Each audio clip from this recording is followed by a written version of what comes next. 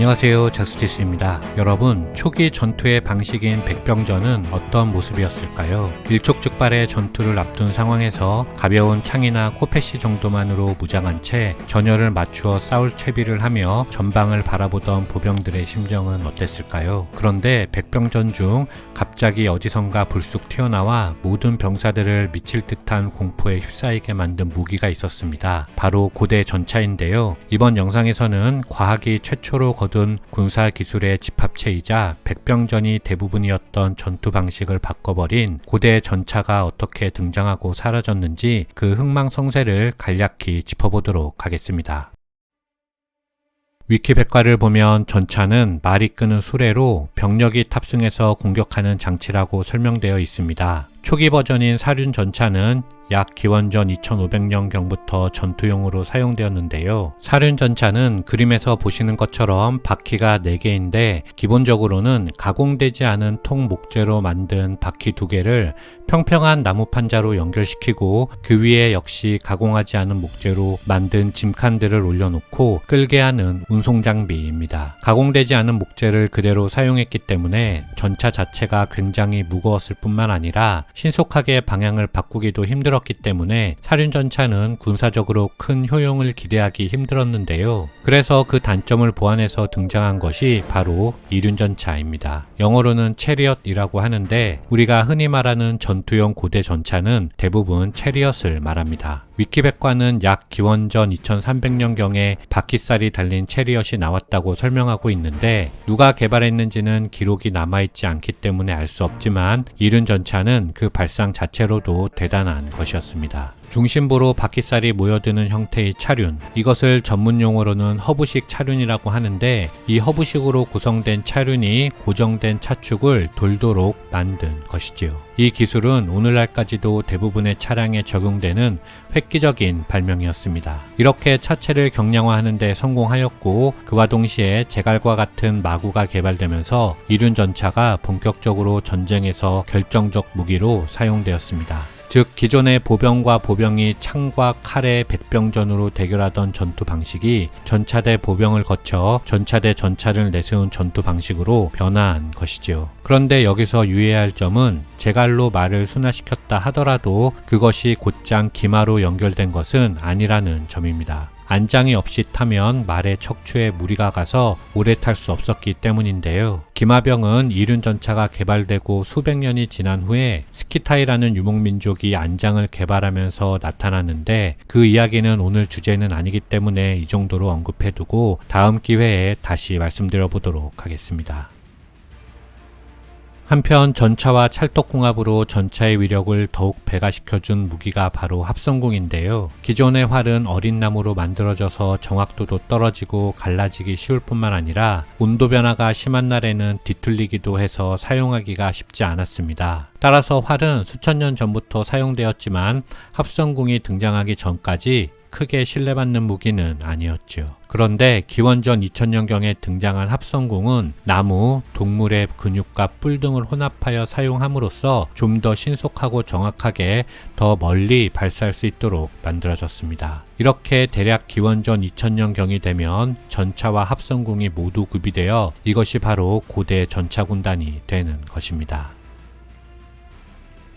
보통 전차에는 2명의 병사가 함께 탔는데요. 한 명은 운전병이고 한 명은 전사입니다. 운전병은 전차가 전투에 투입되면 고속으로 전차를 몰아 적진으로 돌진에 들어가는 역할을 맡았고 전사는 방패로 몸을 보호하고 단창과 합성궁 그리고 수십 발의 화살로 무장해서 목표물이 사거리에 도달하면 빠른 속도로 화살을 연사하는 역할을 맡았습니다. 오랜 훈련 기간을 거친 전사들은 달리는 전차에서도 거의 완벽한 적중률을 자랑하며 목표를 명중시키는 능력을 가졌다고 하는데요. 고대의 전차와 전차부대가 맞붙은 전쟁 중에서 가장 유명한 전쟁이 바로 기원전 1275년경에 있었던 고대 이집트와 히타이트의 카데시 전투입니다. 현재의 중동 지역은 고대 수메르 문명이나 이집트 문명이 발생한 곳으로 식량을 비롯한 물자가 풍부했기 때문에 끊임없이 전쟁터가 되면서 새로운 전투 기술이 모이던 곳이었습니다. 카데시 전투에서 이집트는 약 5,000대, 히타이트는 약 3,500대의 전차를 동원해서 싸웠는데 전투의 결과는 무승부에 가까웠지만 이집트의 람세스 2세는 그 전투를 자신의 뛰어난 지휘력 덕분에 승리하였다고 기록하였습니다.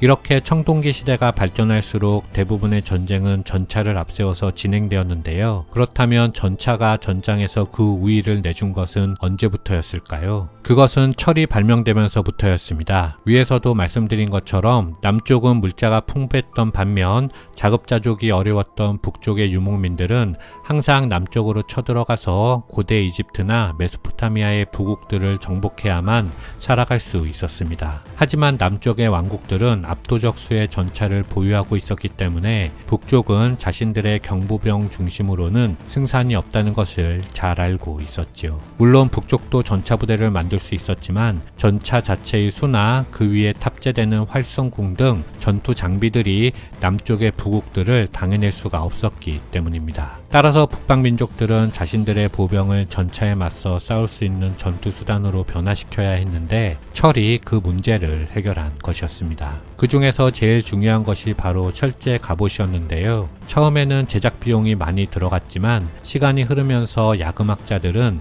청동보다 적은 비용으로 신속하게 철제 갑옷을 대량 생산할 수 있는 방법을 알아냈습니다. 이제 북방의 보병 부대는 합리적 비용으로 활이나 기타 투척 무기를 튕겨낼 수 있는 튼튼한 방패, 머리를 보호할 수 있는 철제 투구, 몸통을 보호할 수 있는 사슬 갑옷, 단 한 번의 일격으로 사람을 두 동강 낼 수 있는 묵직한 양날 장검 등 최신 철제 장비를 갖출 수 있게 되었습니다. 그러자 북쪽의 민족들은 다시 남쪽으로 쳐들어가기 시작했는데요. 북쪽의 보병들은 전차에서 발사되는 화살을 방패로 막아내면서 땅 위에서 굳건히 버틸 수 있었고, 전차를 앞세운 왕국들은 자신들의 무기가 더 이상 결정적이지 않다는 사실에 경악할 수밖에 없었습니다. 그런 다음 전차병들이 전차를 몰고 근접해 오면 창끝에 쇠촉을 단 장창과 장검으로 전차 위의 전사들을 공격했습니다. 그렇게 더 이상 전차가 전쟁터에서 결정적 무기로 역할을 하지 못하게 되었는데, 그런 이유로 전투의 방식이 전차 대 전차에서 전차 대 보병으로 다시 한번 변화하게 되지요.